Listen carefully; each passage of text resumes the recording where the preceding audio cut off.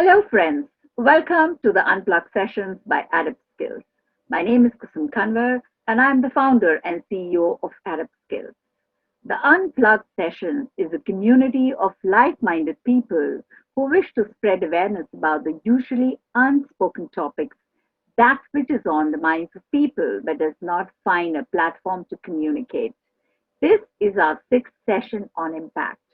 Today's episode is special because, unlike unspoken topics that we bring to you, this topic is being spoken on every platform that one tunes into.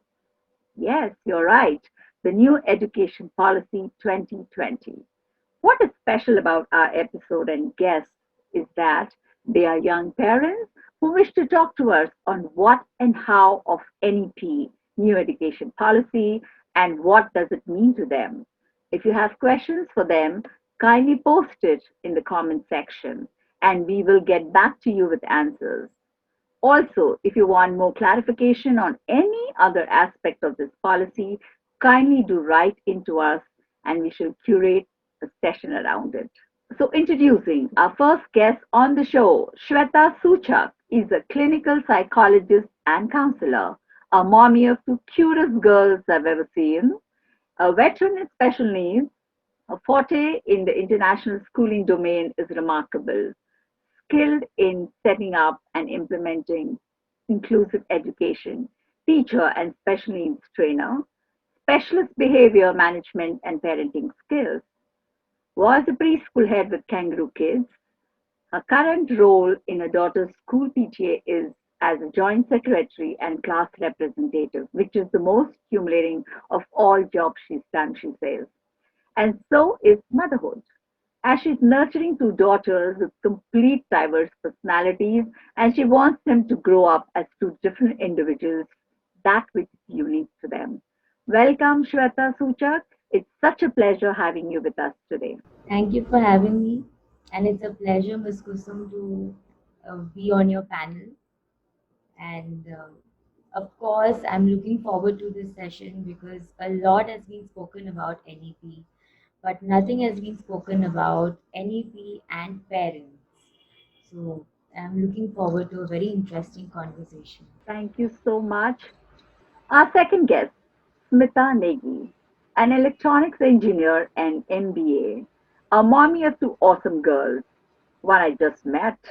So, one almost a teenager, Nainika. Wow. Professionally, Smita is a behavior and managerial coach with over 14 years of experience across industries. Trained over 10,000 people across organizations, certified in NLP, mass media, communications, and calm social styles. Most importantly, is an active parent in school interface activities, supporting teachers through various leadership-based interventions. Parenting for her has been a beautiful experience and is still learning in progress each moment.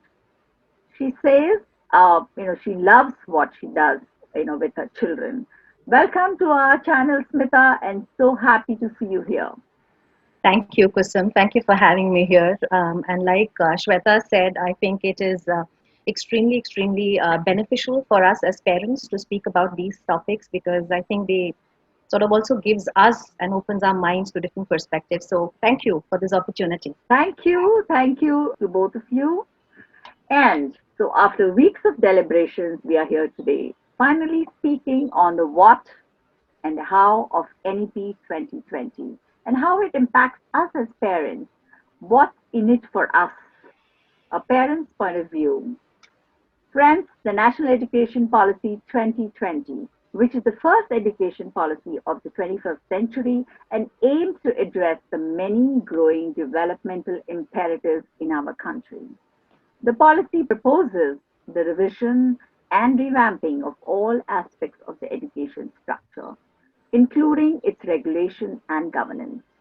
Now, to create a new system that is aligned with the aspirational goals of the 21st century, including the SDG 4, the Sustainable Developmental Goals, while building upon India's traditions and value systems so important for our growing children. The national education policy lays particular emphasis on the development of creative potential of each individual. It is based on the principle that education must develop not only cognitive aptitudes, both of the foundational capacities of literacy and numeracy and higher order cognitive abilities as well. So let me start with very importantly, we keep getting the question on the modified 10 plus 2 restructuring of the 5 plus 3 plus 3 plus 4 covering ages 3 to 18, thus restructuring school curriculum and pedagogy in a new 5 plus 3 plus 3 plus 4 design. Now, my first question to both of you, what are your overall views on National Education Policy 2020? And I'd like Shweta to begin with this. Thank you so much. Basically, the best part is the way the policy is being formulated.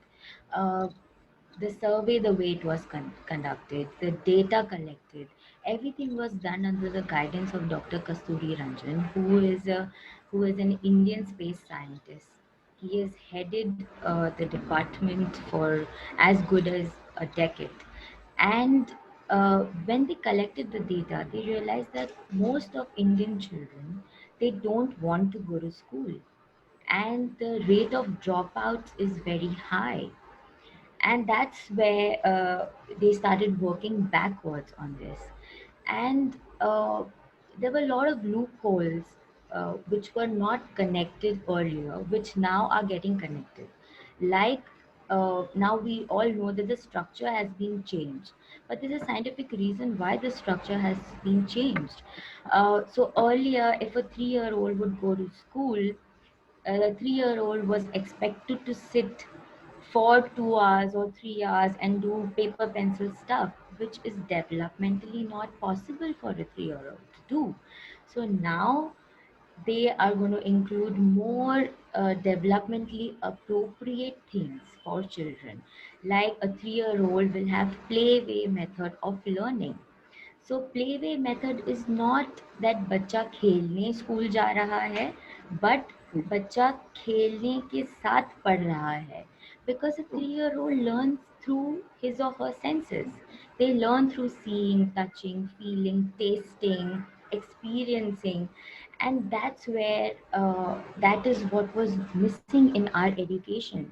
Plus, how it has been taken through the stages, right from preschool to graduation. And even graduation, multiple entry and exit points. Even if you do like a 1 year graduation, you get a certificate. You do 2 years, you get a diploma certificate. 3 years, you get a graduation certificate. And then your PhD door, if you want to go ahead, you get a research certificate. So, giving emphasis on vocation, so many choices of subjects, no hard streaming like art, science, commerce. You can actually play with subjects, you can play on your strengths. Children can actually explore not even Indian but foreign languages. So, these are such amazing points that have been brought into our table after such a long time. And I'm sure that we, as a community, were waiting for this. And that is why the interest was lacking, because education was becoming synonymous to marks. Everything was just oriented to marks. Now it's going to be very different. Imagine having a carpenter who's so qualified coming home. Imagine, so we are definitely looking at a different India, and it's a very promising policy. Fantastic. So a different India and a promising policy. So I'd want your views, Smita, on this. So I'll talk from a very parent point of view. Yes, Okay, so absolutely. I'll tell you what, when I looked at the NEP and when I read NEP, I found it extremely aspirational, very ambitious on policy on document. When I read it and it talks about mention of 21st century skills number of times. Now, when I look at Nayanika growing up and when she is trying to um, uh, uh, rote learn something because she has to come first in the class or maybe second in the class or because she has to attain a certain number of marks. When I look at that and when I read the document which mentions about creative thinking, critical thinking, mentions about digital literacy, problem solving, which takes a backseat in the current education system. So the moment when I see the holistic development, this is what the policy promises: the flexibility, multidisciplinary approach. So all of these things are extremely, extremely critical in the current global context. And if you look at India right now or the world right now, because of the unprecedented changes that we got into this pandemic of COVID-19, we are at a precipitate of a huge change, a change that we couldn't have imagined. You know, everything is changing. Future of work is changing. Technology is another thing that NEP mentions, and usage of technology, digital classrooms, smart classrooms. So all of these things are, you know, during COVID-19 times when NEP was announced. For me, I was hopeful. I was because education system in our country needed to be reassessed. Also, we have to make our kids ready, revamp their skills.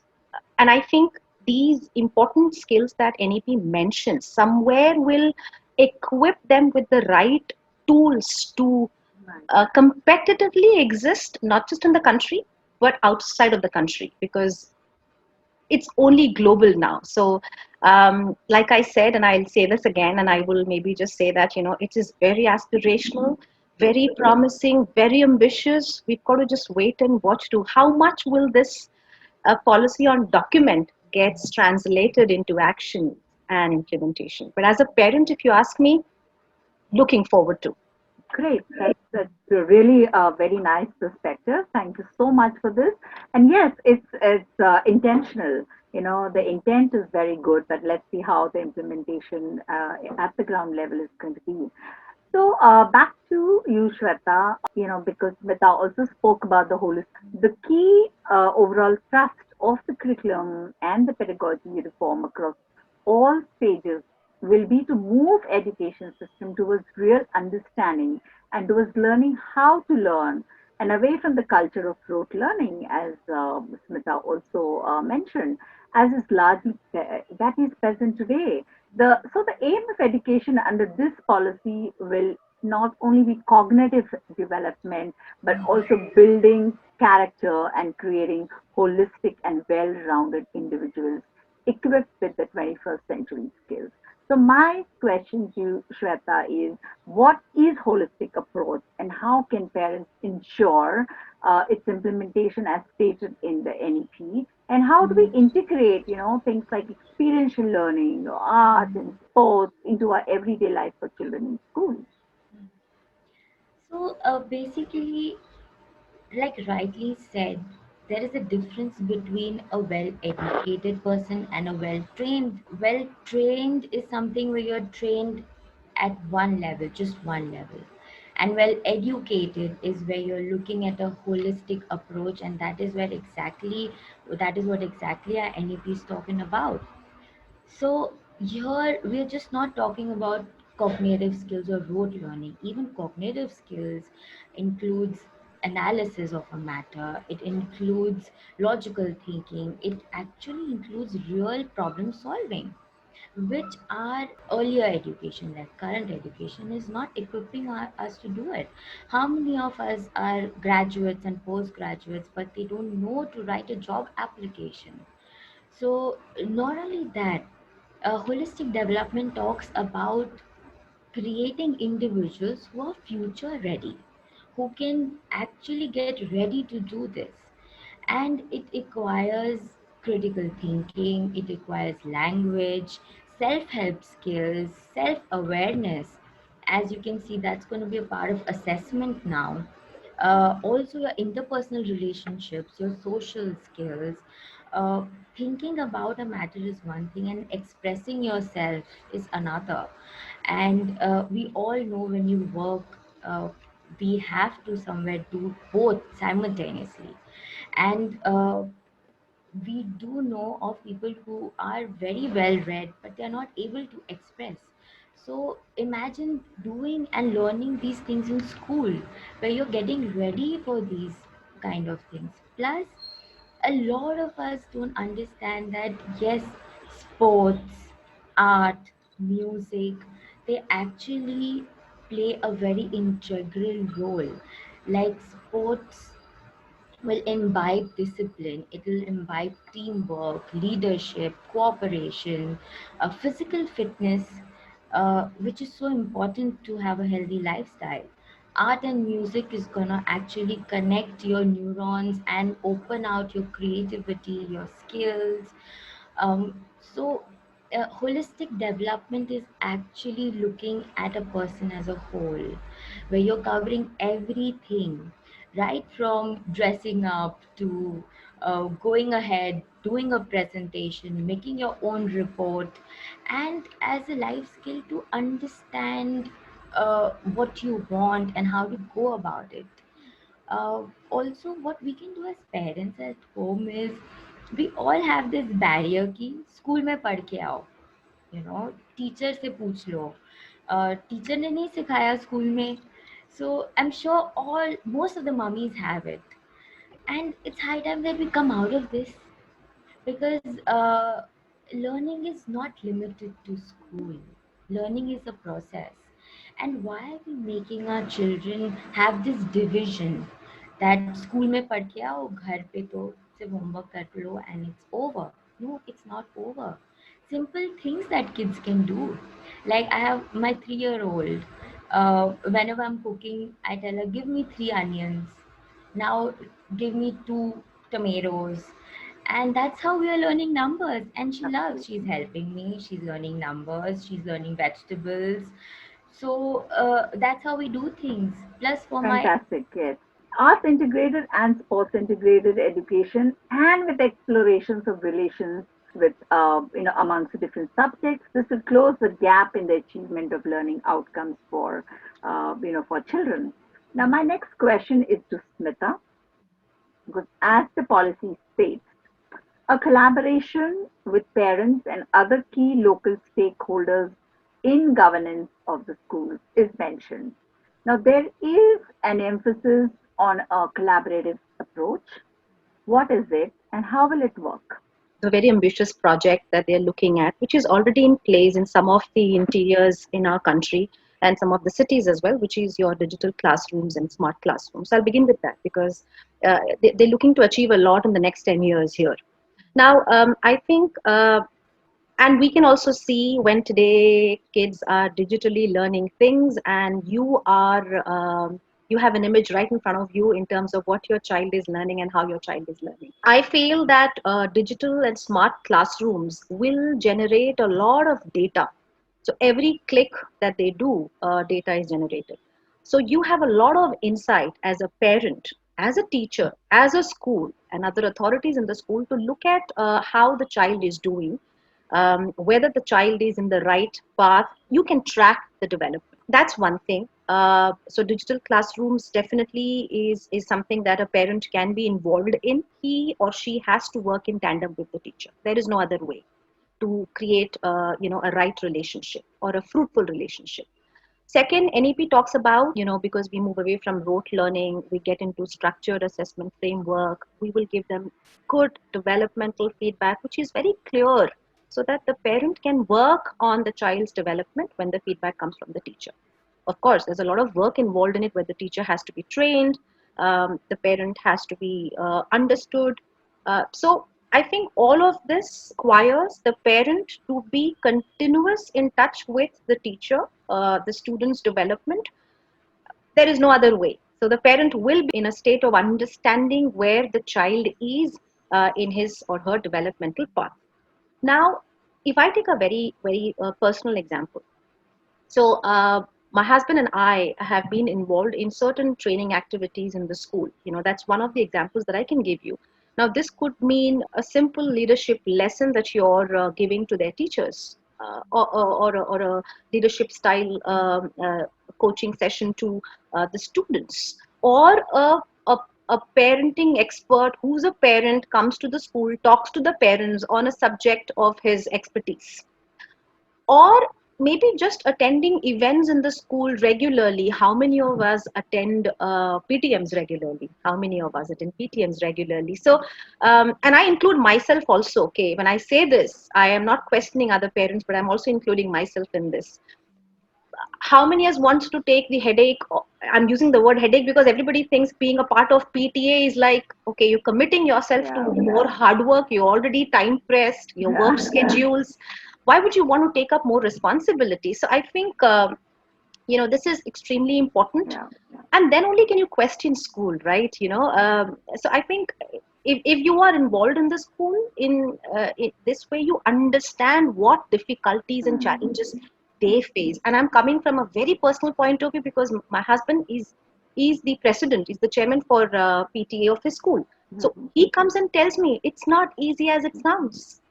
So True. the kind of difficulties that they go through, he understands, but not a lot of other parents because Yeah. they've not been to the ground. Right.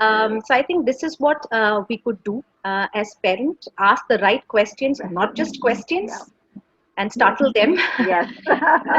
Plus, just to conclude, Shweta mentions that, and that's rightly mentioned, children spend 80% of the time at home. It's just Yeah. like 20 to 30% in school. So we've got to be connected to the child. And here I'm not including the Yeah. less privileged and the economically, because that's another dimension Yes. altogether.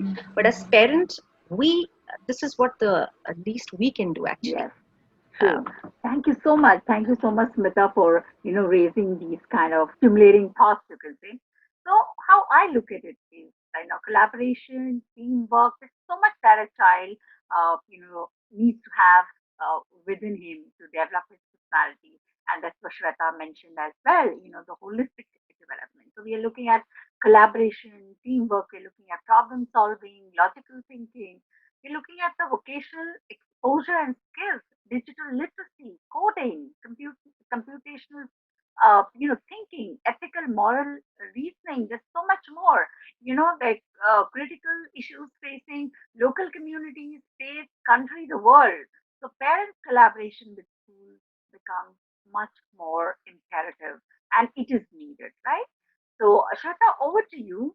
The progress card of all students for school-based assessment will be completely redesigned as per the policy by different states. So ours will be done by our state. Now, achievement of learning outcomes, classroom transactions will shift towards competency-based learning and education. So, so what will the transformed assessment system change role for a parent, and how will that be? So it's all about change in the mindset. For us, education is related to marks, and now it's graduated to grades. And we are all chasing, and we all want our kids to chase grades. But now the whole mindset is going to change, where it's going to be about peer assessment, teacher assessment, self assessment. How many of us, being educated and working, also sit and reflect on what we've done, how we've done, and what actually we want to do, and how can we better ourselves? Imagine this training starts at an early age for children. uh, it's all about creating optimally functional individuals. When I say optimally functional, it's about their own capacities. You're not competing. Currently, the education system is where you're competing with others. Here, the assessment is actually formed in a way that you are getting to know your strengths, what you want, because vocational things are opening up, there are no barriers for subjects, and you are actually analyzing yourself. It's actually a discovery process where there will be no hindrance. Like, for example, if you want to pursue music, you can do music and biology, and which is a massive change. I don't Yeah. think we've seen this ever before in India, but Yes. in abroad, this is happening. Plus, as a parent, it's going to be very challenging because we are not trained for this. We don't think in this way. So for us, we don't know a doctor who's also into music. We don't know we don't know a carpenter who's good in physics. So it's going to be very different. So yes, it is ambitious, like Smita says, but yes, we are looking at a very different Yes. maybe after a decade we'll be looking at a very different community and a society as a whole. Absolutely, absolutely. Thank you so much. Coming to that we don't know a doctor who can sing, or what you're talking about. People with different attributes. Yes, I know a doctor who's a pilot. Yes, I know a doctor who's also, who's into music, and none other than my own son-in-law, right? So he was a doctor, and then he started flying. So just to share this. So it's wonderful, wonderful, Shweta has proposed. So the progress card will be holistic, as they say, 360-degree, multi-dimensional report, so reflecting detailed progress as well as the uniqueness of each learner in the cognitive, in the affective, and the psychomotor domains, which will include self-assessment, as Shweta mentioned, and peer assessment. So, so important. And, in project-based and inquiry-based learning. And how beautiful is that? So, till now, we have seen it in a few select schools like the IB schools and the IGCSE schools, where the inquiry based happens and the project based learning happens. So this sounds brilliant, Shweta. Thank you so much. So we have hope that it's going to be implemented as it's intended. Now, moving on to my next question, which is to both of you. So now, ladies, moving on to the next question. Shweta, this is for you. NEP states to curb commercialization and economic exploitation of parents. Can schools survive in that case? Will you still send your children to schools that you are sending them to now and paying a certain premium for it? Because that is your decision, and you know that the fees is, the fees that you are, paying right in the beginning before admitting your child. So, Shweta? uh, Education, like we always, and this policy also says, it's holistic development. It is not just going and sitting in the classroom and doing paper pencil things and coming out.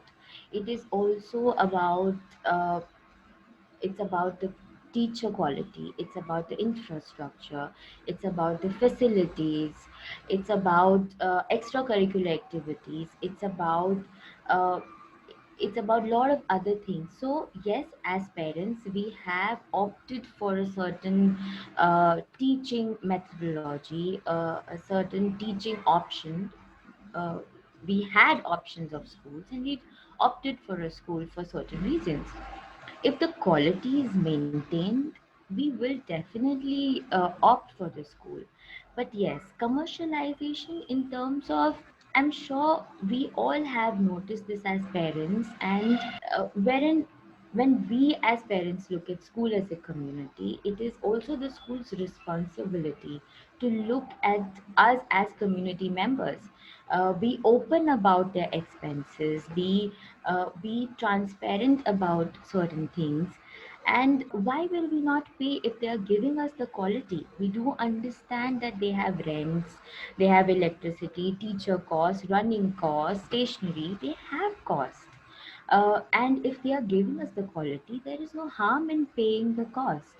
But commercialization in terms where they are making it a business module, where we are treated as clients, where kids are treated just as numbers, where we are just as yeah, she's just, the child is just a number, add-on number. And that is where the commercialization is kicking in. And that is where the whole race is going, and that is where the community is going. And somewhere being in education, being in school, now being a parent, now being a PTA member, Mm, I have kind of understood this from most of the angles. and it's nobody's fault. So the school will feel that it's the parents fault that they are so demanding. The parents feel that it's Mhm. the school's fault, they are taking so much money, not Mhm. giving the service. But the commercialization is what is making it difficult for everybody, rather than looking at school as a community to grow, learn, help each other, where parental involvement is there, openness is there. So we are actually looking at a picture as a whole, Mhm. and I'm sure the NEP is a step forward. Yeah. Uh, Thank you. Yeah. Thank you, Shweta. Smita, I would like you to add to this. Like Shweta said, and I agree to her when she says that, so I, as a parent, and I have friends, parents who want to have their child graduated from a Stanford or Mhm. Harvard. So they would send their child Mhm. to a, like a particular school of international standards, Right. which has a fees of anywhere between, say, like 10 plus, or Mhm. a parent who will send a child to a particular school which has a fees an annual of 4 lakh, or Mhm. a parent like me which will send to a school which is like a 1 to 2 lakh and less, and more less and minimal, and maybe not at all. Mhm. So I think, if you ask me, I as a parent, we as a parent are willing to pay if we Mhm. are able to keep a track on the development of our child, if they are able to do justice to education. Mhm. But unfortunately, what is happening is it is becoming like Shweta said, and rightly referred to, Mhm. a business model. But at the same time, I'd say that teachers are less in number. Qualified, Mhm. able, capable teachers are less in number. You've got to keep them motivated. You cannot pay them less and have them work for. They're in fact working more than right now in Mhm. this scenario too. So you have to do justice to the most important pillar of development for our country, and those are the community, the strongest community of development, called teachers. Because after parent, it's the teacher that a child looks up to. So somewhere the Yes. school has to afford to do so. It will be asking you for that, but at the same time, you've got to also keep things clear. uh, so this question is very difficult to answer. There is no right or wrong, actually. I read that the NEP promises somewhere that it will get into partnership with philanthropic trusts, etc. And for good use of money of public, they will be curbing Mhm. economic. All of that stuff is mentioned. How much will they be able to do so is again to wait and Yes, see. yes, Is what I'd it say. is. Yes, yes, and thank you so much for to both of you for such candid answers. And like you rightly said, Smita, there are no right or wrong answers here, and we have to make it happen. So, Shweta, as a clinical psychologist, and I would definitely like to, grab this opportunity. Someone who has worked in special needs area for decades now. So, I would like to know, what do you think that the policy recognizes the importance of creating means for providing children with special needs? So, the same opportunities of obtaining quality education as any other child. So while it is clear that education of all children with disabilities is the responsibility of the state, right? And also materials and to enable parents, caregivers to actively support their children. So you think this has come into the policy for the first time, or so? What are your thoughts on that? this is something that has been there earlier also. So we had Sarva Siksha Abhiyan, and the government says that schools need to include children with special needs. And again, now in the NEP, it mentions that it's the right that a child has with special needs to Mm-hmm. choose a school. Right. But it is, the practical scenario is extremely sad, and it is because they are, schools don't give them admissions, they don't let the children in because somewhere, again going back to the business model, Yeah.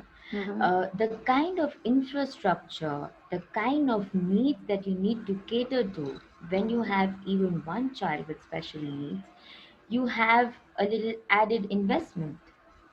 Not only that, there is also lack of being aware and equipped. Mm-hmm. Most of us are not aware, most of us are not equipped. Yeah. uh, Teachers are not equipped with special needs.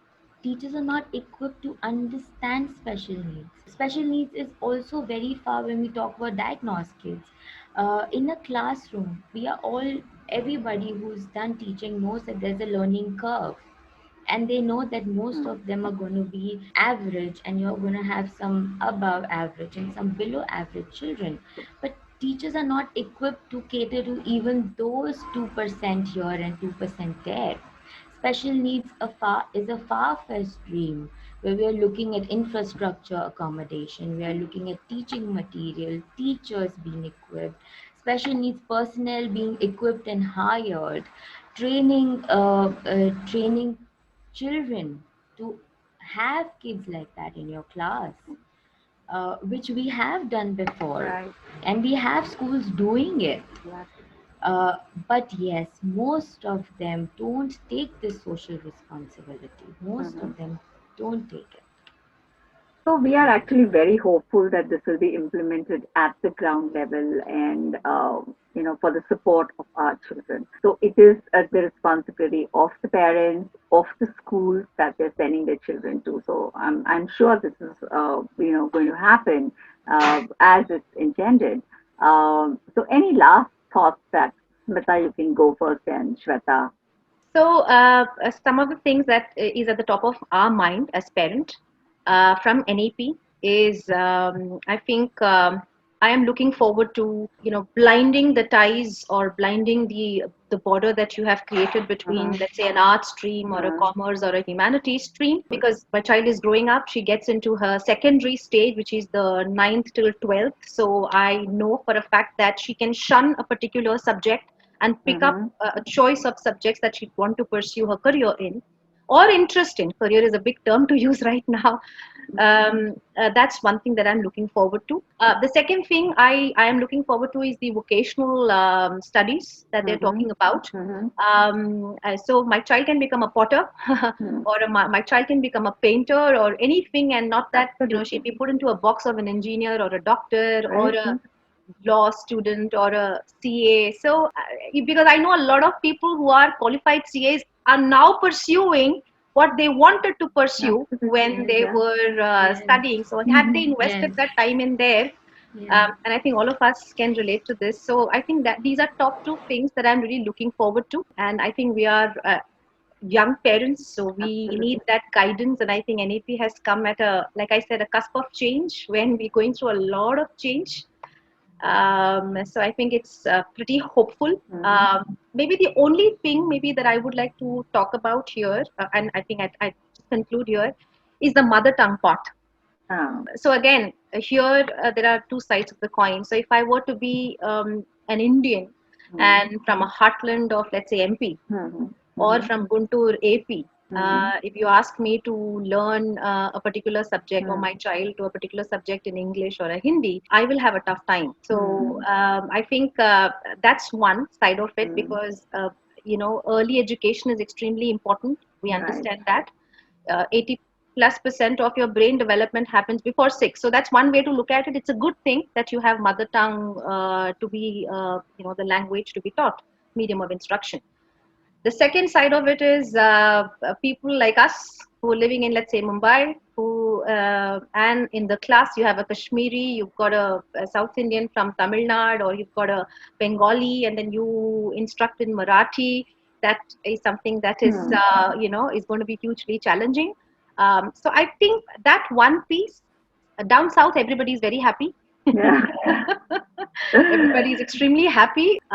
Is going to be good for the interiors where the parent is not equipped and educated to understand, is not aware. Right. But otherwise, if it's implemented throughout Mm-hmm. as a huge, you know, uh, rule, then that's going to be a little challenging. Absolutely. Thank you so much. Shweta, over to you. Any last thoughts? The policy is just my personal point of view that Yes. it is extremely dynamic, Right.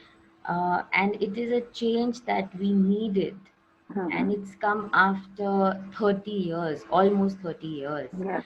So once the policy was formulated and nothing was done about it, and now proper research, survey, and we have worked and we've really come out with a very beautiful module which talks about a lot of things, lot of changes, and it's very ambitious. Just a little bit that maybe could have been done was a pilot project could have been started not only Right. in cities but rural areas, covering these small talukas, and then maybe we could have collected data and Sure. then we could have implemented this policy.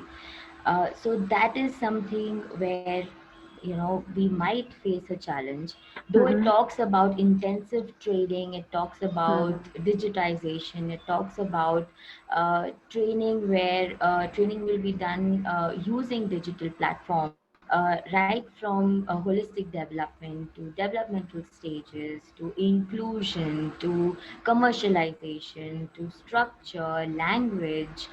uh, but yet I don't know how much are we ready. Do we have the staff for it? Do we have even staff to train our teachers in that bulk? We talk about having counselors and educators and social workers, so are we training them? So yeah, there are a lot of questions in everybody's Mm-hmm. mind, and Yeah. I'm sure we all have our bits. But yes, it's definitely is very promising, and I Mm-hmm. would say that even if 50% of this gets implemented, we are really looking at a very big change. Great. So I would say not 50. I mean, as an educator, I think it takes all of us, together. Like it takes a village to raise a child. So Mm, I think it's about the school, it's about the parents, it's about the community, it's about everyone mm, together.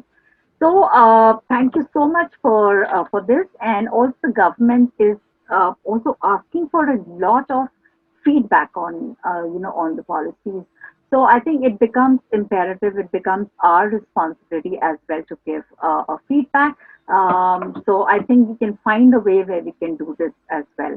So thank you for this. So to recap our main points, the 5 plus 3 plus 3 plus 4 education model to decode is the first 5 years are the foundation years and covering age groups 3 to 8 years. So this is from nursery to grade 2. Next, the plus 3 is grade 3, 4, 5. Next, again, plus 3 is grade 6, 7, and 8. The next 4 years is secondary and higher secondary years, grades 9 to 12.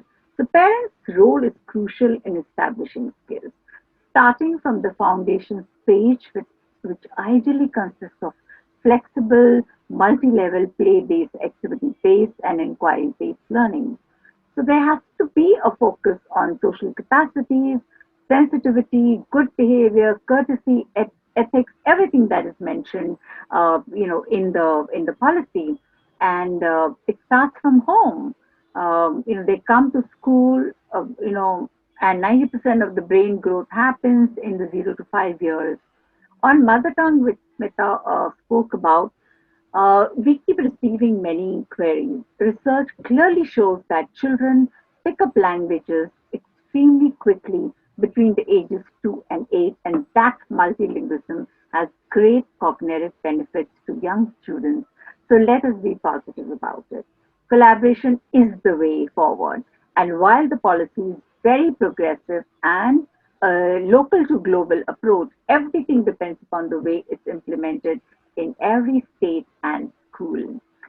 So that will require us to be supported and taken in the right spirit. So, with this note, I would like to thank both our guests for the Right. precious time with us. Kindly do like, share, and subscribe to our channel, and do write in for more on NEP 2020.